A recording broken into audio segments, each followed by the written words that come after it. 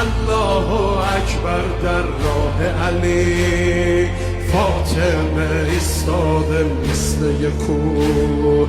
میدونم که راز شهادت این اشکا، رنگ خدا میگیرم من با تسبیحات حضرت زهرا. الحمدلله که نوکرتم، الحمدلله که مادرمی، الحمدلله از بچگی ها مادر سایه روی سرمی. صلی الله علیک یا فاطمه، صلی الله علیک